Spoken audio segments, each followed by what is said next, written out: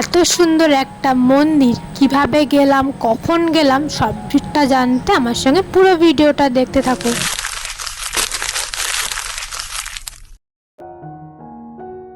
একদিন বিকেলে হঠাৎই প্ল্যান করলাম, বাড়িতে আর ভালো লাগছে না, চলো একটু ঘুরে আসি।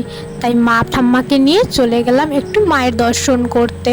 সেদিন ছিল বৃষ্টি, যতই হোক মা ডেকেছে আর আমরা যাব না? যতই বৃষ্টি পড়ুক না কেন, আমি আর মা ঠাম্মা মিলে চলে গেলাম একটু কালী মায়ের দর্শন করতে। এটা হচ্ছে আমডাঙ্গা কালীবাড়ি, হয়তো তোমরা অনেকে গেছো, আর যারা যাওনি তাদেরকে আমি বলে দিচ্ছি। বারাসাত থেকে নৈহাটি বা জাগুলির যে কোনো বাসে আমডাঙ্গা কালীবাড়ি বললেই নামিয়ে দেবে। আমি গেছিলাম সন্তোষপুর হয়ে, আমিও বাসেই গেছিলাম। তারপরে দেখো ওখানে চারিদিকটা একটু ঘুরে দেখছিলাম।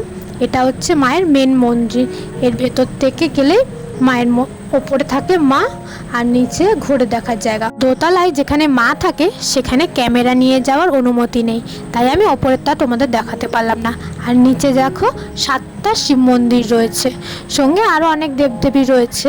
তোমরা দেখতে থাকো। তোমাদের যদি ভিডিওটা ভালো লেগে থাকে তাহলে অবশ্যই লাইক, শেয়ার, কমেন্ট করে দিও।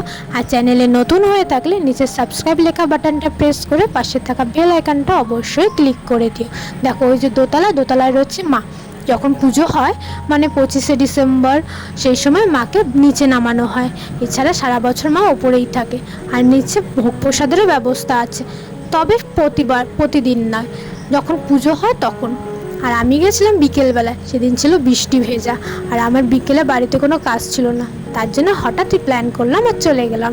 আর মায়ের মন্দিরের এই পাশেই রয়েছে একটা রাধাকৃষ্ণ মন্দির, সেখানে জগন্নাথ দেব, বলরাম দেব, সুভদ্রা, গোপাল, রাধাকৃষ্ণ সবাই আছে। তারপরে চারিদিকটা একটু ঘুরে রাধাকৃষ্ণ মন্দিরে আরতি হচ্ছিল, সে আরতি দেখে প্রসাদ নিয়ে তারপরেই আমি বাড়ি ফিরেছিলাম। আজ তবে এই অবধি থাক।